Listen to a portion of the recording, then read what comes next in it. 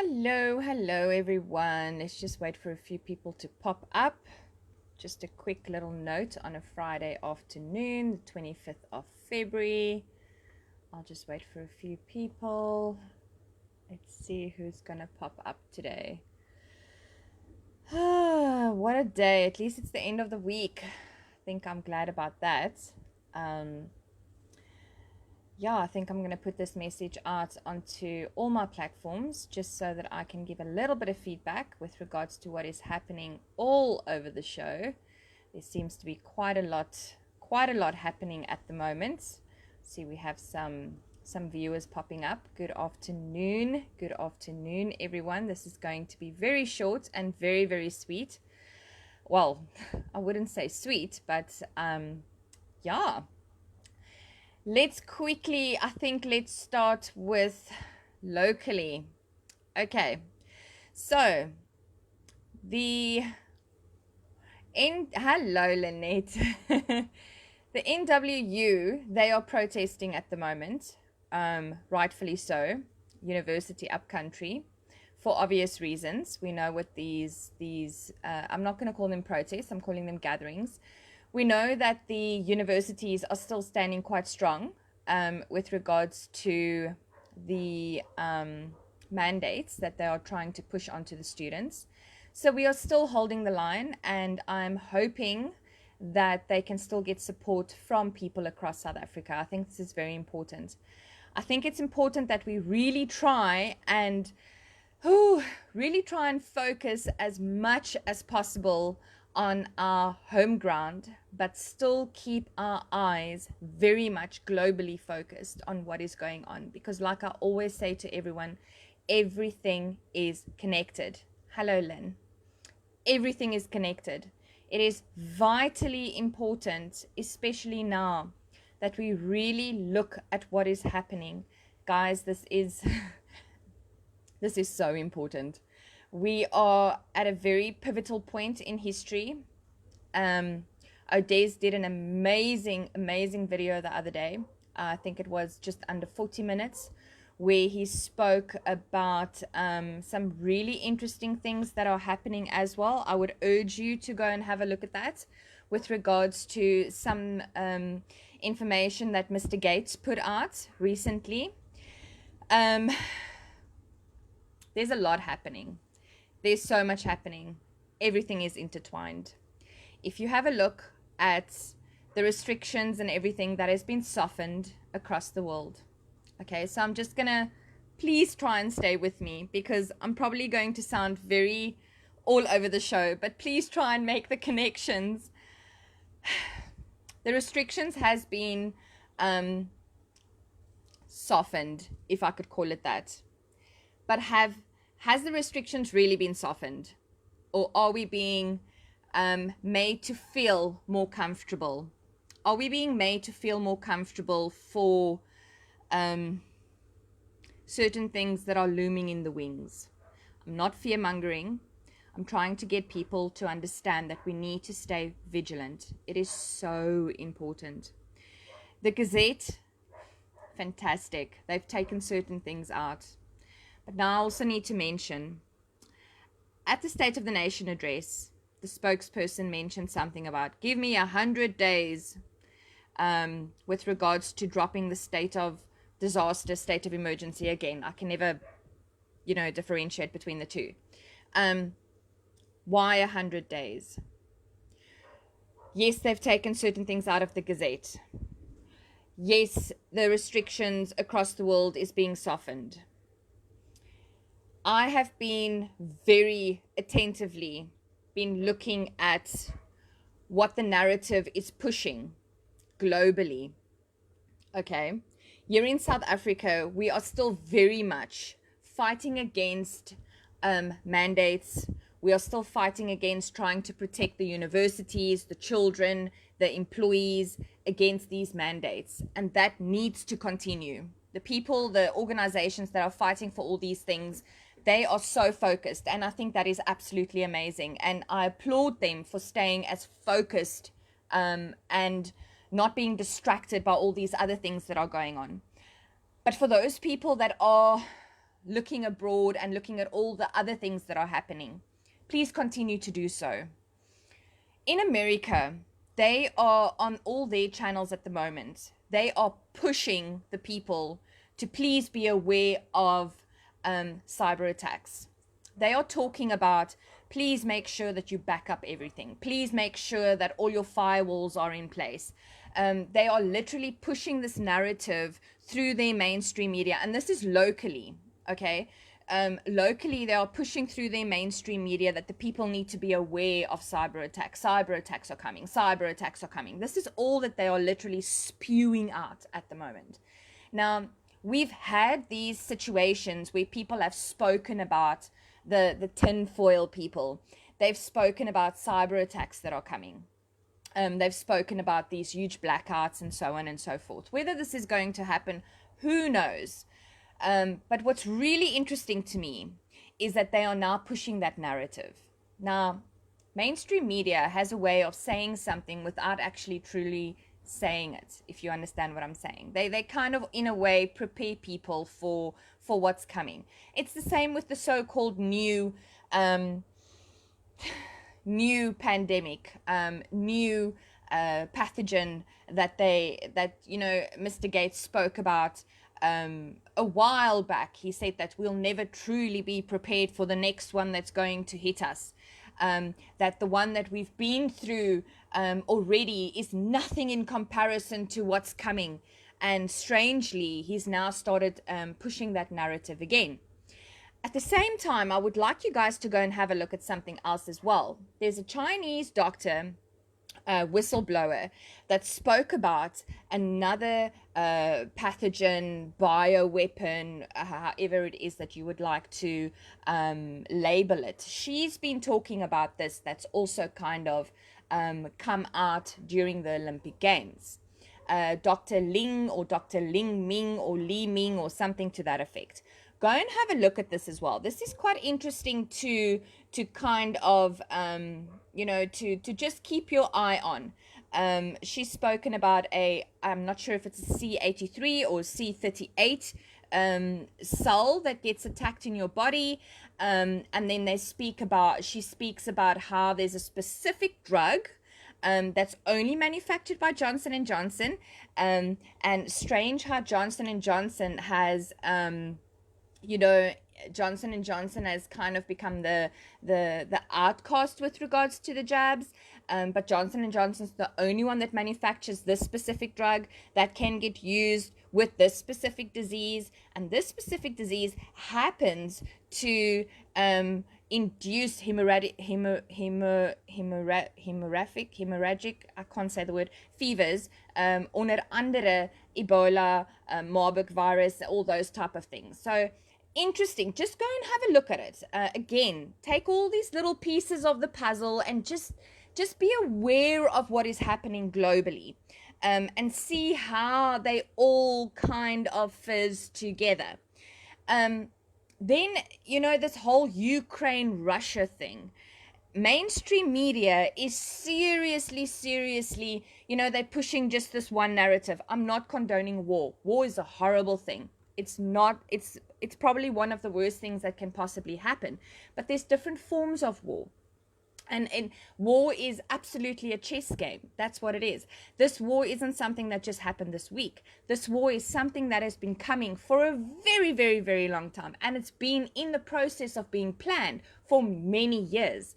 If you go and you have a look at the history, of not just Russia, but have a look at the history of the United States. Have a look at what the ties are with the United States, with labs in the Ukraine, and I'm sure many of you already know about this.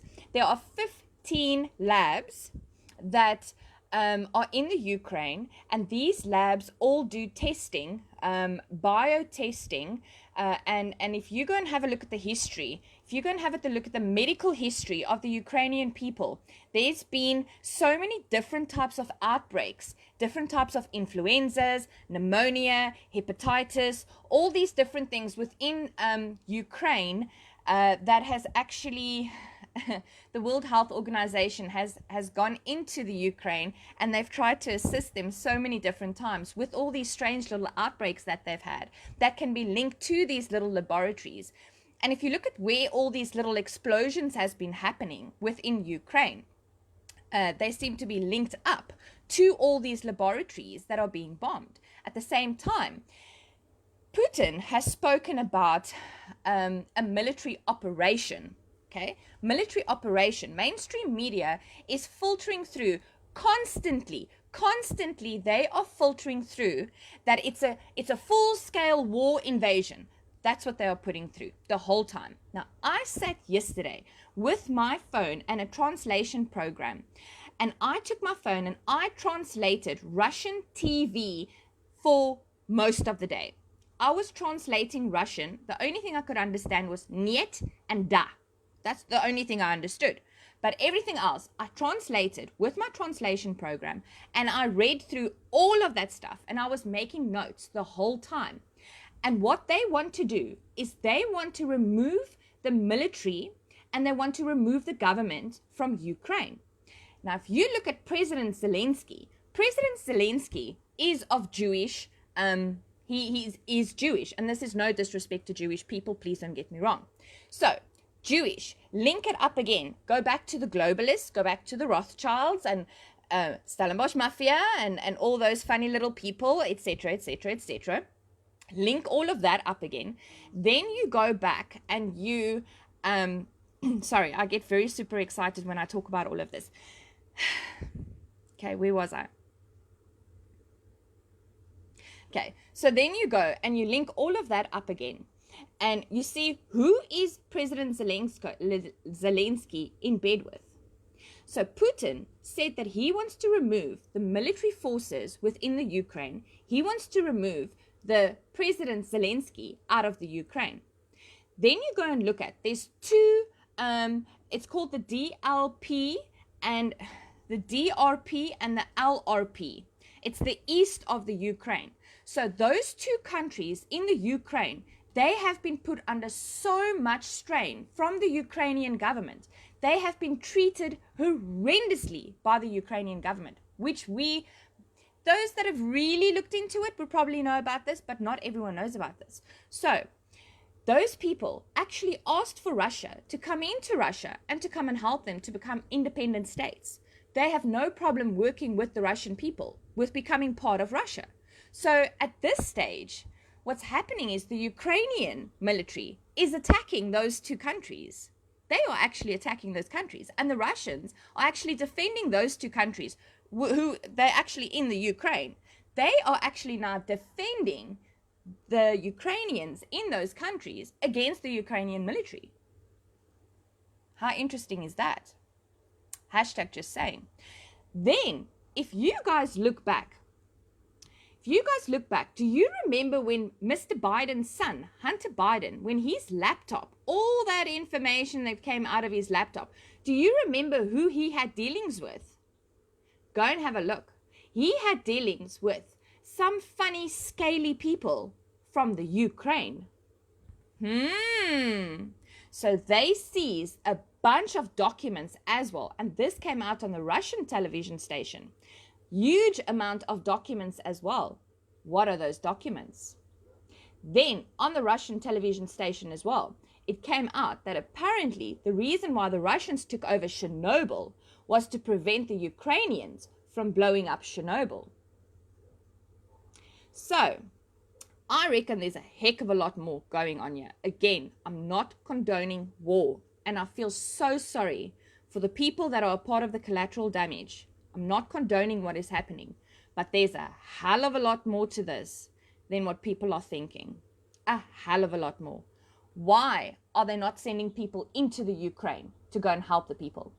Why is NATO, the United Nations member states, the EU, the Globalists, the G7, all of those people, why are they not going in to help the Ukraine? Why are they sitting on the borders? Why are they just staying there?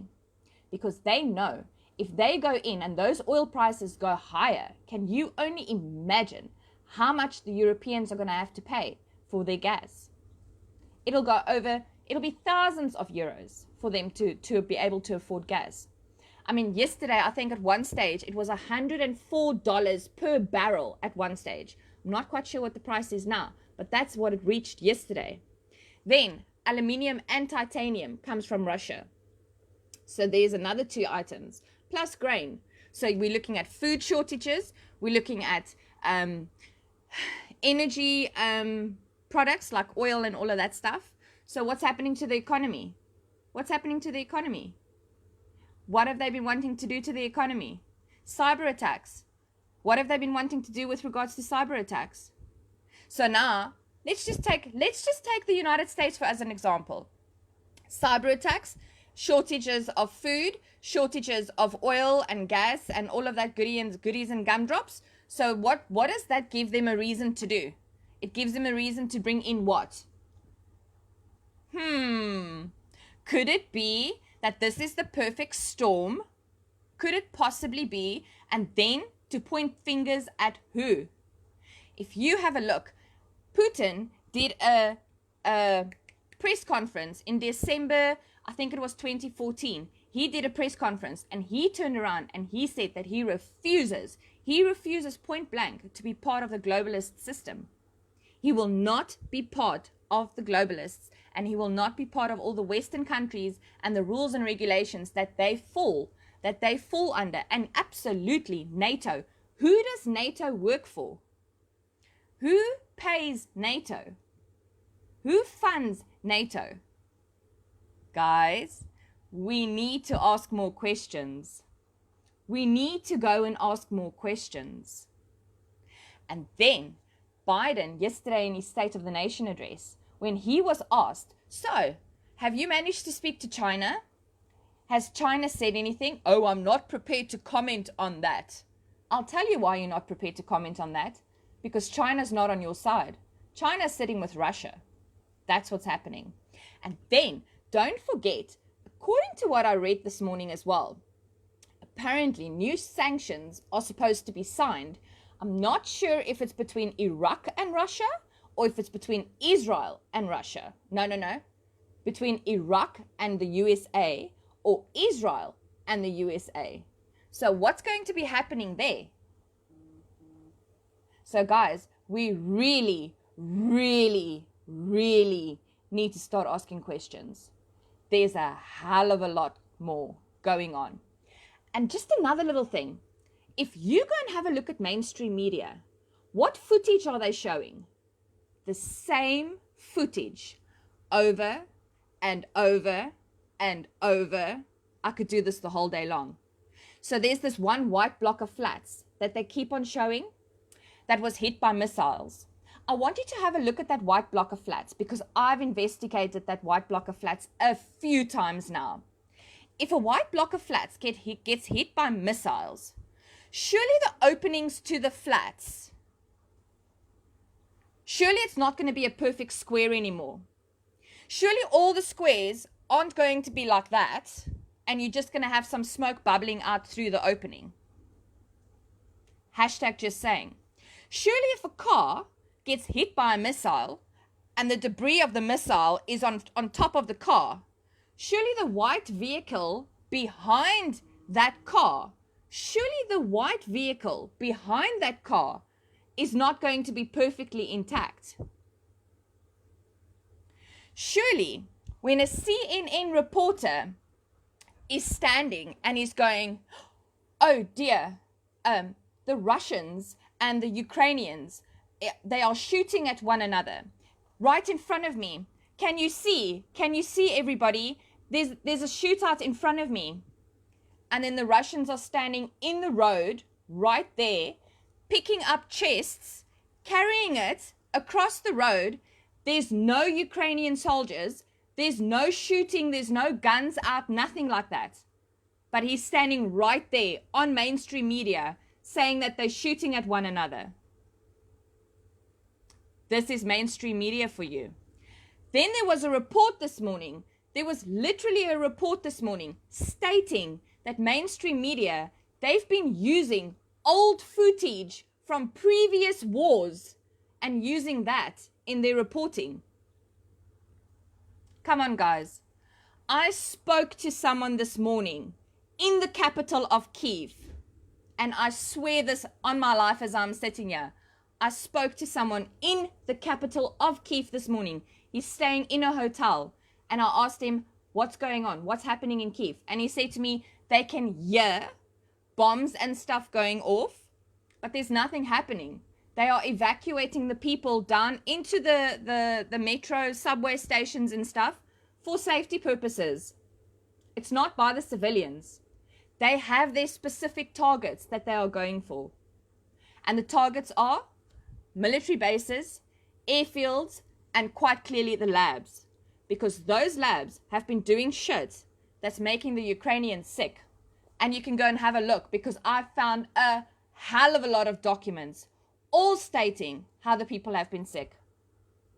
So, that's my 5 cents on this. For now, trust me, I'll be bringing you guys a heck of a lot more. Because I reckon that the pawpaw's hitting the fan. And don't for 1 second think that this is just going to stay in Russia. I'm not saying bombs and guns and shit like that. This has gone far beyond that. This is Mr. Putin turning around and saying, you know what? The shit stops now.